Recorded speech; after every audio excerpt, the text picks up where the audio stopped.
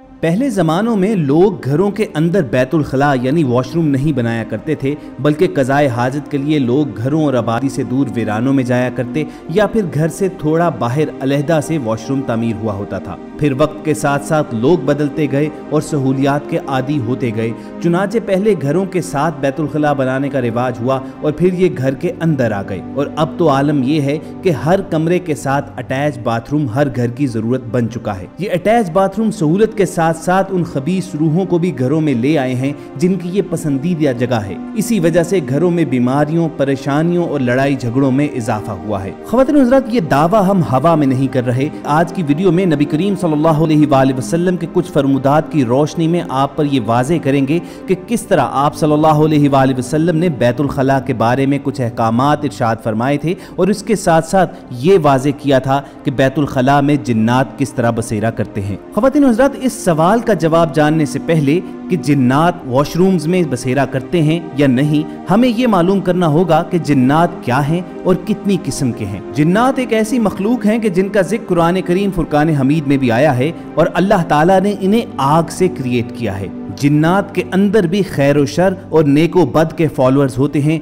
कुछ हैं जो अल्लाह ताला के यानी रहमान के बंदे हैं, और कुछ जिन्नात ऐसे हैं जो शैतान के बंदे हैं। ये भी एक हकीकत है कि जिन्नात हर वक्त और हर जगह मौजूद होते हैं। नेक लोगों के साथ नेक और बदकारों के साथ बदकार। उनसे डरने की ज़रूरत उसको है जो शरीयत मुत्तहरा से दूर हैं। नेक जिन्नात तो बाकायदा हमारी दुआओं में हमारे साथ शरीक होते हैं। वो गिरोह जिन्नात जो शैतान के खिलाफ होता है, उनकी पसंदीदा जगह वो होती है जहाँ अल्लाह का जिक्र किया जाए और इबादत की जाए, यानी पाक और साफ जगह। जबकि शैतान की तकलीद करने वाले जिन्नात की पसंदीदा जगहों में एक हदीस के मुताबिक गंदगी से भरपूर मकामात हैं, यानी जहाँ पर कूड़ा करकट, गोबर, हड्डियों और गंदी आलाइशों की जगह हो। सैयदना कतादा रज़ी अल्लाह तआला अन्हु फरमाते हैं कि बिलों में भी पेशाब करने की ममानियत इसीलिए है कि यहाँ पर जिन्नात मौजूद होते हैं।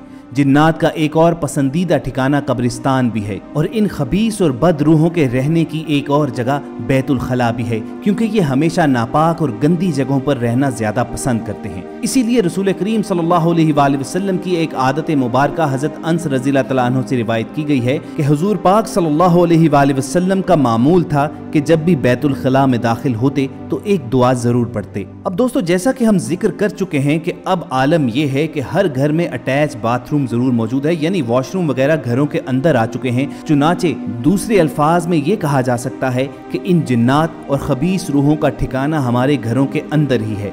अब बाथरूम और वॉशरूम वगैरह घरों से बाहर मुंतकिल करना तो ज़रा मुश्किल है, मगर मसनून दुआओं के एहतमाम से इन खबीस जिनों से बचा जा सकता है। इसलिए ज़रूरी ये है कि घर का हर फर्द, चाहे बच्चा हो या बड़ा, उसे बैतुल खला में दाखिल होने और निकलने की दुआ सिखाई जाए और इसके एहतमाम की आदत डाली जाए। जो लोग भी अपने घरों में बीमारियों, परेशानियों और लड़ाई झगड़ों से परेशान रहते हैं, वो अगर इस मसनून दुआ को अपना मामूल बना लें तो आप देखेंगे कि हैरत अंगेज नताइज हासिल होंगे। हमारे आका सल्लल्लाहु अलैहि वसल्लम ने जिंदगी के हर पहलू के बारे में हमारी रहनुमाई फरमाई है, और बैतुल खला को भी इस्तेमाल करने के बाकायदा आदाब बताए गए हैं। बैतुल खला में दाखिले और इससे निकलने की बाकायदा दुआएं हैं और बाकायदा कुछ आदाब हैं। दाखिल होते वक्त पहले बायां और फिर दायां पांव अंदर रखा जाए, और निकलते वक्त पहले दायां और फिर बायां पांव बाहर निकाला जाए। इसी तरह रसूल करीम सल्लल्लाहु अलैहि वसल्लम की बैतुल खला में दाखिल होने की एक दुआ थी, अल्लाहुम्मा इन्नी आऊज़ु बिका मिनल खुब्सी वल खबाइस। ए अल्लाह, मैं मुज़क्कर शैतानों और मुअन्नस शैतानों से तेरी पनाह में आता हूँ।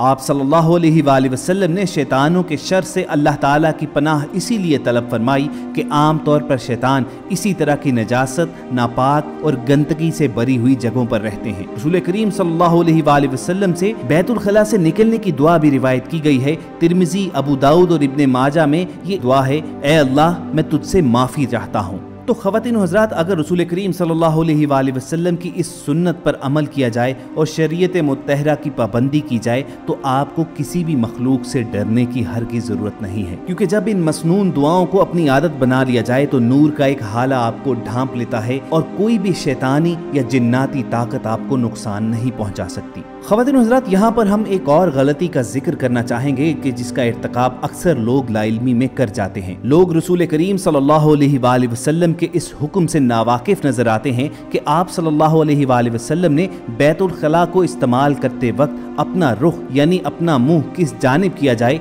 ये भी बताया हुआ है। हदीस की तमाम बड़ी किताबों में हजरत अबू अय्यूब अंसारी रज़ियल्लाहु तआला अन्हु से ये रिवायत मौजूद है कि हुज़ूर अकरम सल्लल्लाहु अलैहि वसल्लम ने इरशाद फरमाया, जब तुम बैतुल खला जाओ तो पेशाब या पखाना करते वक्त किबला की तरफ ना रुख करो और ना पुश्त करो, अलबत्ता मशरिक या मगरिब की तरफ रुख कर लो। हजरत अबू अय्यूब अंसारी रज़ियल्लाहु तआला अन्हु फरमाते हैं कि हम लोग मुल्क के शाम आए तो हमने बैतुल खला किबला की तरफ रुख बने हुए देखे तो हम अपना रुख तब्दील कर लेते थे और अल्लाह ताला से इस्तग़फ़ार करते थे। यहाँ एक वजाहत नहायत ज़रूरी है कि इस हदीस में क़ज़ाए हाजत के लिए मशरिक या मगरिब की तरफ रुख करने का हुक्म आया है। हुज़ूर अकरम सल्लल्लाहु अलैहि वसल्लम का ये इरशाद मदीना मुनव्वरा के रहने वालों के लिए था, क्योंकि मदीना मुनव्वरा के जनूब में मक्का मुकरमा वाक़े है, इसलिए वहाँ किबला की तरफ रुख या पुश्त शुमाल या जनूब की तरफ बनता है, जबकि बरे सगीर पाक व हिंद के रहने वालों के लिए ये रुख मशरिक या मगरिब है। लिहाजा बरे सगीर और इसी तरह दूसरे इलाकों में रहने वाले क़ज़ाए हाजत के वक्त शुमाल या जनूब की तरफ रुख किया करें। चुनाचे हमेशा घर के अंदर बैतुल खला बनाते वक्त इसका एहतमाम करना चाहिए कि क़ज़ाए हाजत के वक्त हमारा रुख या हमारी पुश्त किबला की तरफ ना हो। अगर बैतुल खला पहले से इसी तरह बने हुए हैं कि क़ज़ाए हाजत के वक्त रुख या पुश्त किबला की तरफ होता है तो बैतुल खला में लगी हुई सीट का रुख तब्दील कर देना चाहिए, और जब तक तब्दील न कर सकते हों तो सीट पर इस तरह बैठें कि आपका रुख या आपकी पुश्त किसी हद तक किबला की तरफ से हट जाए।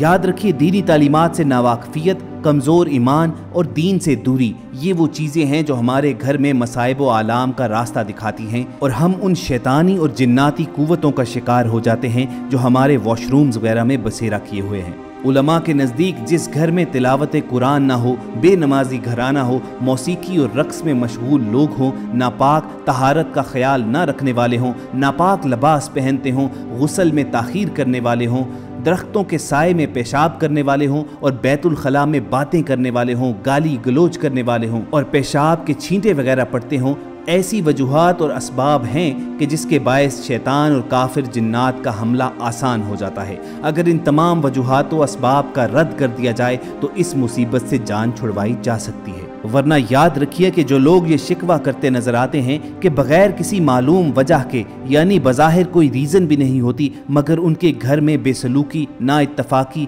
बेचैनी और लड़ाई झगड़े पाए जाते हैं, तो इसकी सिर्फ और सिर्फ एक ही रीज़न होती है कि आपका घर शैतानी और जिन्नाती कुव्वतों के ज़ेरे असर है। और बजाय दर बदर फिरने के और झूठे और जाली फ्रॉड बाबों और आमिलों के हत्थे चढ़ने के, इन चीज़ों से बचने का सिर्फ और सिर्फ एक ही तरीकाकार है कि आप सुन्नत रसूल सल्लल्लाहु अलैहि वसल्लम पर अमल कीजिए। बैतुल खला वगैरह को इस्तेमाल करने का जो तरीकाकार आप तक पहुंचाया गया है उसे आप अपना मामूल बना लीजिए। पूरी उम्मीद है कि आप इन गुजारिशात पर ज़रूर अमल करेंगे और आपके नॉलेज में इस वीडियो से इजाफा भी हुआ होगा। उसे लाइक करके फेसबुक और व्हाट्सएप के जरिए ज़्यादा से ज़्यादा लोगों तक पहुँचाइए। वीडियोज़ बर वक्त हासिल करने के लिए आप रेड बटन पर क्लिक कीजिए और बेल आइकॉन